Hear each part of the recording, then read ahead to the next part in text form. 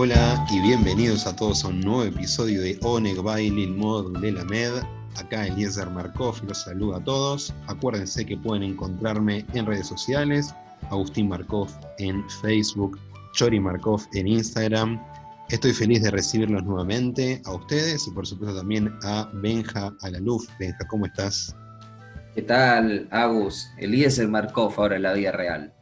Yo, Benjamín Alaluf, en todas mis redes y en todas mis páginas y en todo. ¿Cómo estamos? Qué lindo tema el que vamos a tocar hoy. Estoy muy entusiasmado. Sí, la verdad que muy entusiasmados también por los mensajitos que vamos recibiendo, los comentarios, algunas opiniones también para debatir un poco.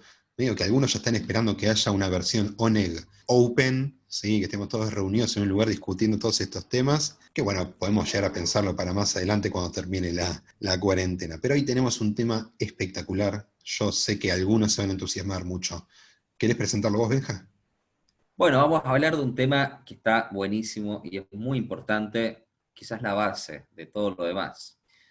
Y es nada más ni nada menos que la educación. La educación como idea, como concepto y como proyecto también. ¿Qué es la educación? Vos, Eliezer, que venís un poco del palo de ese, ¿cómo la definirías en primera instancia, lo primero que se te viene a la cabeza? Bueno, hace un ratito hablábamos, Benja, mientras preparábamos un poco este episodio, yo te decía que a mí las ideas de Paulo Freire me gustan mucho, que asocian a la educación con la liberación, que el objetivo, el gran objetivo de educar a alguien es lograr su liberación. Así que me parece que ahí está mi punto central. ¿Qué opinas vos? Me gusta, lo relaciono con una idea que aprendimos ambos de nuestro gran moré Baruch Zeidenknop, que nos enseñó que la educación nos iguala como individuos y que viene justamente a nutrirnos y a darnos las oportunidades para enfrentar el mundo. Pero cuando hablas de liberación, ¿qué vendría a ser liberarse? Bueno, por ejemplo, vos decís la educación nos iguala, pero al mismo tiempo también tenemos que ser iguales en algunos sentidos para llegar a la educación. Eso es a donde viene la educación a liberar. Poder abrir los ojos y ser conscientes de distintas desigualdades, problemáticas que hay en el mundo, en las cuales uno tiene que considerarse actor principal, meterse en esos problemas e intentar ayudar a solucionarlos. Me parece que la educación de alguna forma corre algunos velos que sin la educación estarían frente a nuestros ojos durante toda nuestra vida. Está muy bueno lo que decís y ahí entraría una pregunta de, entonces se completa en algún momento de la vida la etapa educativa, porque uno pareciera recibir el título del secundario o de la universidad y en un momento entonces como que dejas de educarte o ahí termina esta etapa y empiezo, no sé, otras etapas, a trabajar, a formar una familia, pero formalmente ya no estamos bajo el amparo de la idea de la educación. ¿Qué pensás vos de esto? Pienso que es algo desastroso. O sea, si lo pensamos realmente como proyecto de vida de un ser humano, es algo muy malo, porque al final de cuentas la educación es una etapa de la vida hoy, cuando en realidad la educación debería ser el hilo conductor de toda esa vida. Nosotros sabemos, más allá de que alguno pueda estudiar algo aparte, por ejemplo, meterse en algún curso, un shiur de Lilmod Lelamed y estudiar un rato de Mishnah. La verdad que eso no es estar dentro de un marco educativo general, sino son pequeñas excepciones a las actividades semanales que solemos tener. No entendemos bien por qué la educación formal se termina tan tajantemente en la secundaria o si alguno quiere seguir estudiando un poco más en la universidad, en un terciario, en algún curso. Pero hoy en día en Argentina, con tener el título secundario, ya está. Estás liberado de estudiar. Cuando en realidad, si seguimos lo que decíamos antes, quedaste fuera de lo que te podría liberar. Claro, claro. Entonces, hay una asociación que hacemos muchos, tal vez inconscientemente, donde presuponemos que la educación es algo inherente al niño, más no al resto de las etapas de la vida. Y eso es algo que debiésemos replantearnos claramente. Y quizás es una primer reflexión barra conclusión de esta conversación, de este episodio, donde siempre deberíamos estar proponiéndonos la idea de extender nuestra educación, extender estas instancias de aprendizaje. Ya diste el mensaje final, ya está, estamos para irnos, para tomar un cafecito e ir cerrando.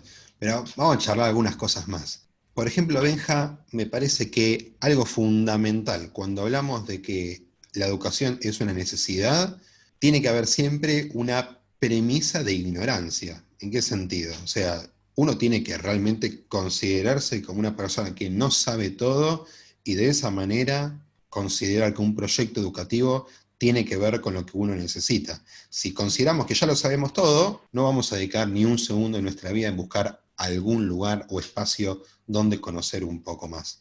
¿Te parece que eso se refleja hoy en día? ¿Lo ves en algún sentido? Claramente. De hecho, yo creo a medida que se complejiza el mundo, más es nuestra ignorancia ante esta complejidad y son más las ataduras que debemos romper al momento de liberarnos por medio de la educación.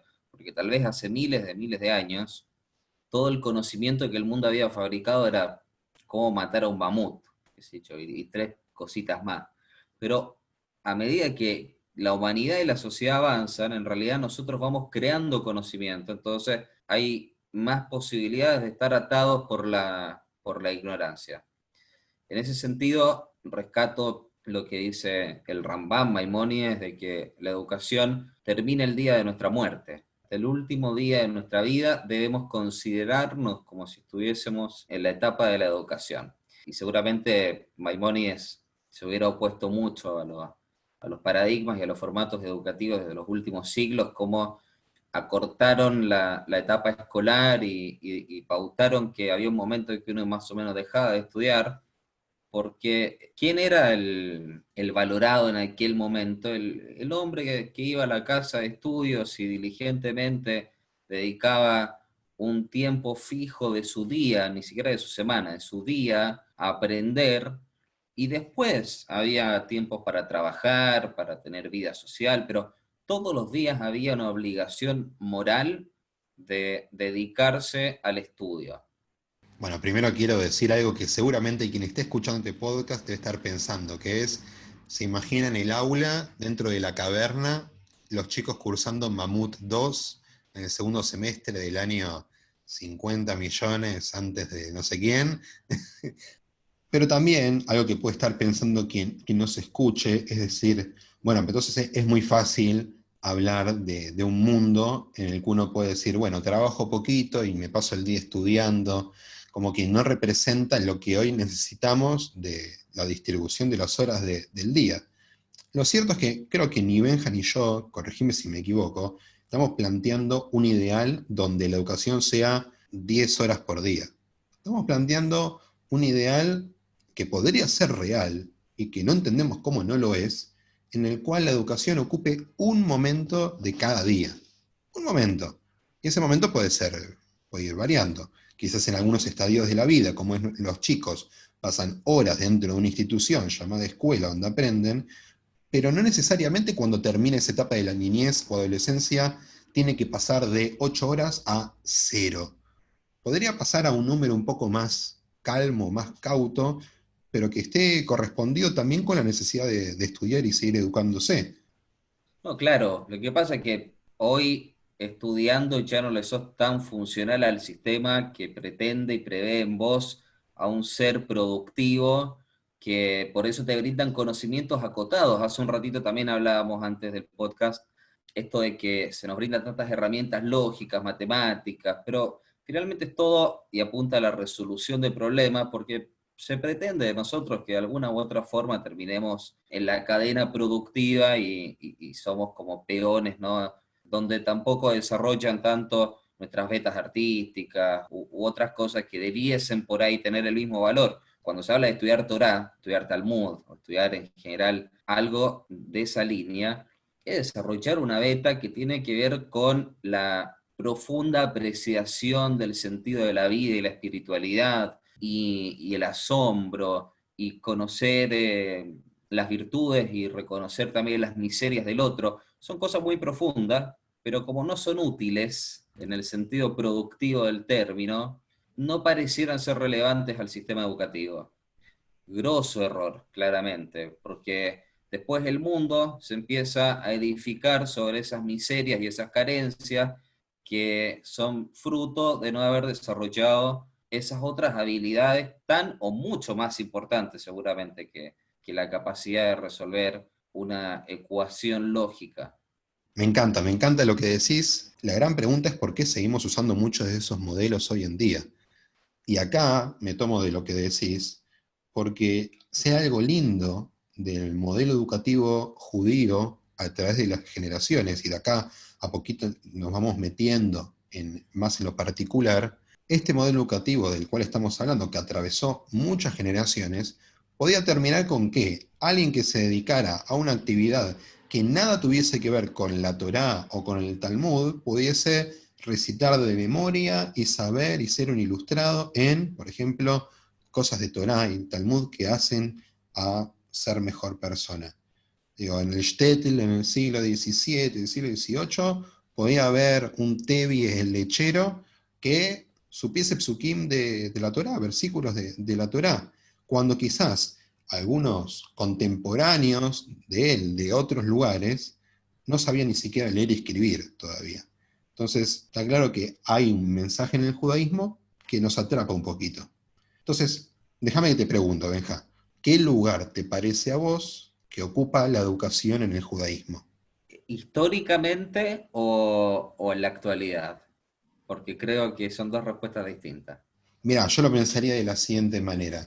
Si vos pensás que lo que vivimos hoy es una excepción al mensaje general del judaísmo a través de las épocas sobre lo que es la educación, tratalo como una excepción y no lo trates como algo del todo. Si pensás que es algo que forma parte de ese todo, incluílo. Yo creo que la educación para el judaísmo siempre tuvo un lugar primordial. De hecho, siempre era juzgado con mayor severidad el ignorante, el amaretz, que el apicoire, que el hereje, porque la ignorancia era vista casi como una transgresión. El mundo, nuestra tradición, y a lo largo y a través de muchos pensadores, se manifiesta como un objeto a ser conocido o una realidad a ser comprendida para finalmente poder expresar lo que realmente significa vivir, habitar el planeta y todo lo que esto significa. O sea, la comprensión es un medio para valorar la riqueza misma de la vida. Y esto es tratado desde los más racionales hasta los más místicos. Siempre había una beta de comprensión de la realidad, con distintos matices según las escuelas de pensamiento, pero apuntaba a esto, a comprender y a transitar la realidad.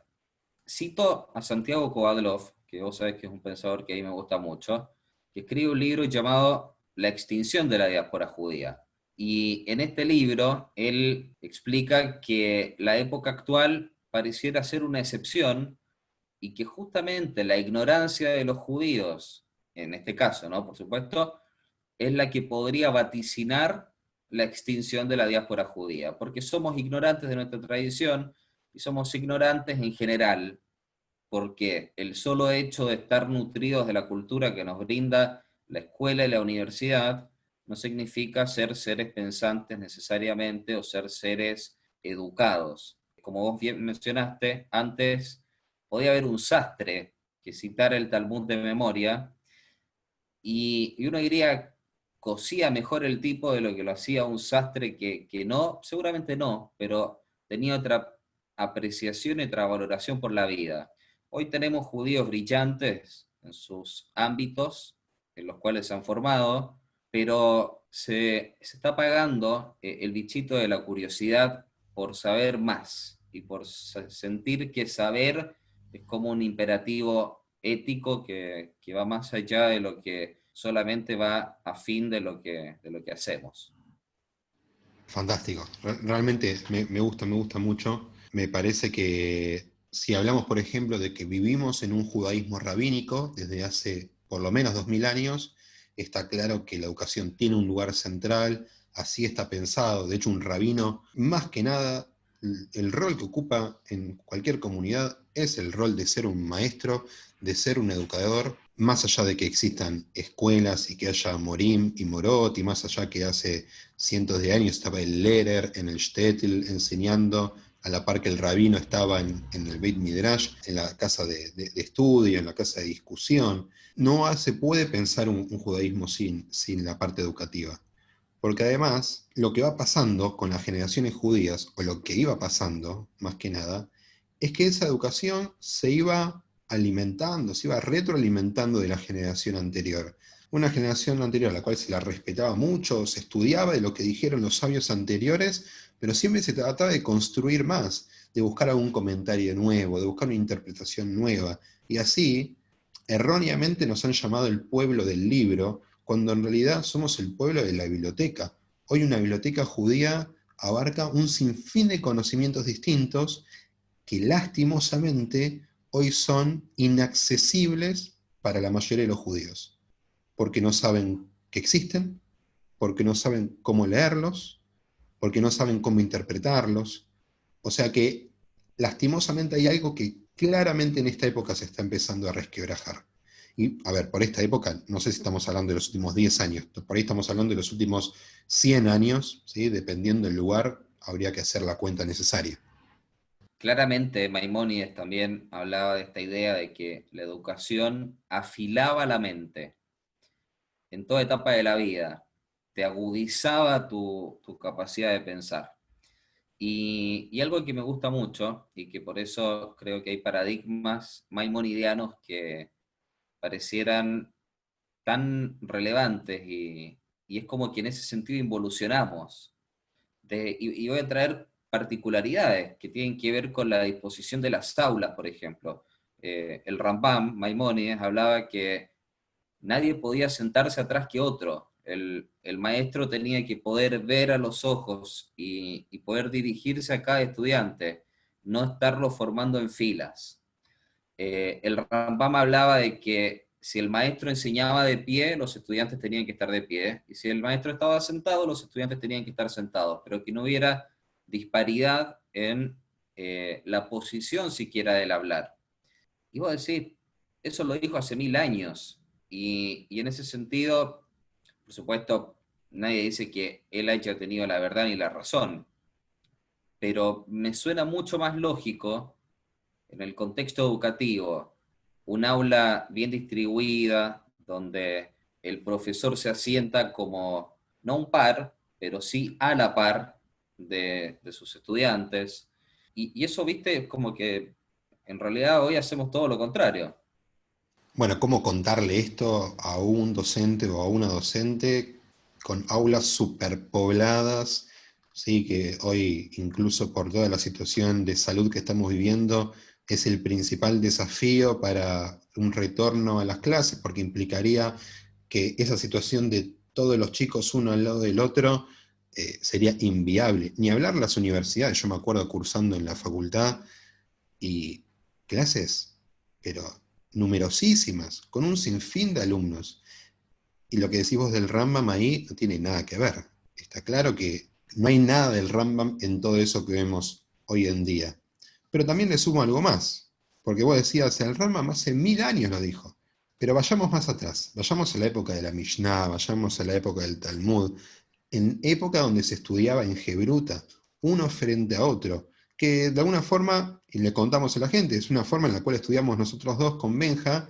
De hecho, muchas de estas charlas surgen a partir de esos momentos de Gebruta, en los cuales estamos estudiando uno con el otro, una fuente o varias abiertas arriba de la mesa, y temas de discusión que aparecen. ¿Sí? Esto solo se puede lograr de esta manera, en la cual dos personas se enfrentan y empiezan a elaborar contenido juntos, pero lo empiezan a elaborar. Esto es muy judío, ¿no?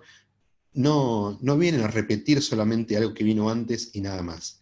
Repiten lo que vino antes, la memoria tiene su lugar, pero al mismo tiempo construyen algo nuevo, algo que solo se puede dar porque se encontraron en ese momento, en ese lugar.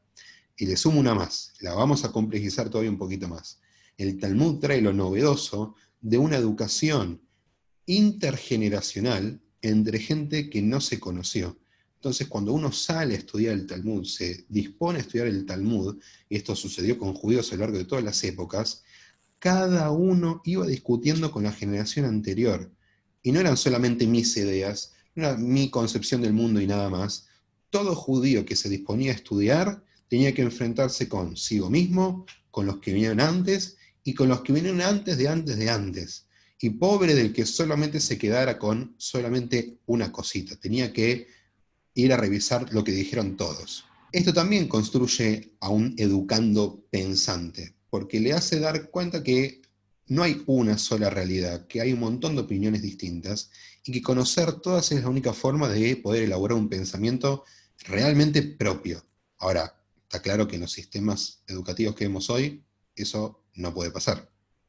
Sabes que, Agus, vas hablando y se me van ocurriendo tantas cosas que voy a tratar de ordenar un poco lo que quiero responderte. En primer lugar, yo creo que vos aludís a una de las claves de la educación judía, por lo menos en los últimos 2000 años, desde el nacimiento del judaísmo rabínico, que es el pilpul.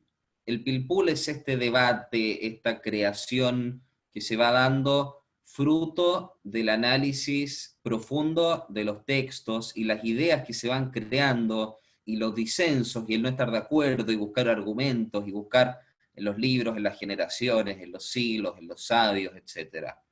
Y que se presenta principalmente en un formato de a dos personas que se sientan frente a un texto y lo empiezan a estudiar y a dar vuelta y a dar vuelta y a dar vuelta. Eso es algo maravilloso. Segundo, se me viene también otra idea del Moré Baruch Seindecknop, que claramente es un gran educador, y le dedicamos un cariño grande si es que nos está escuchando, qué lindo sería, que él dice también los niños, y la pregunta del niño viene a irrumpir y a romper paradigmas. Entonces, la educación también viene para ayudar a los adultos a pensar de manera distinta cuando el niño, ante el asombro, que después los adultos van perdiendo esa capacidad, preguntan algo que rompe estructuras. Me parece que el judaísmo siempre, siempre vino a defender la idea de que un alumno tiene que respetar a fondo a su maestro, y la idea de que Boda Rab, ¿sí? Del honor al Rab, al maestro, al rabino, es fundamental, pero que siempre viene acompañado con la idea de que el alumno siempre le puede enseñar al maestro, y que el maestro nunca tiene toda la verdad. Y tenemos muchos ejemplos en nuestra tradición para ver cómo maestros supieron decir me equivoqué, o decir no lo sé, y darle cabida a su educando para que le enseñe algo nuevo. Mismo, por ejemplo, en esta última parashá, en esta última sección de la Torá que leímos, donde Moshe dice, no sé la respuesta ante la pregunta de las hijas de Tzelofhad, y va a consultar a alguien. Y eso también es educación, a partir del ejemplo. Bueno, el Tratado de Brajot dice, espero citarlo bien, Lamed et leshonja lomar eineni yodea, enséñale a tu lengua a decir no sé. Y eso es algo muy importante porque no hay nada peor, si hablamos en términos educativos, que inventar algo para salir rápido del momento bochornoso. No es pecado no saber, pero muchos de repente se sienten ofuscados o presionados ante la circunstancia de no saber responder algo, y entonces recurren a de lo que se diría coloquialmente jarta, que es rellenar con lo que se me ocurre. Y es mucho más importante poder decir, mira, no sé, voy a averiguar, vamos a ver qué puedo sacar de esto.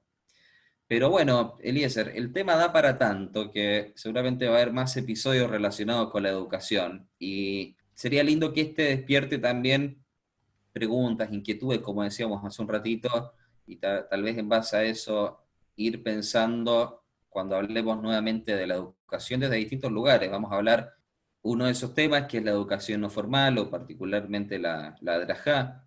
Seguramente es uno de los proyectos educativos más novedosos del judaísmo en términos históricos, pero hay un montón de análisis que tienen que ver con la igualdad, con los derechos de los que antes no estudiaban y ahora ya han sido, por supuesto, incluidos en el canon del estudio y da para hablar un montón. Así que, ¿qué podríamos decir para cerrar este episodio?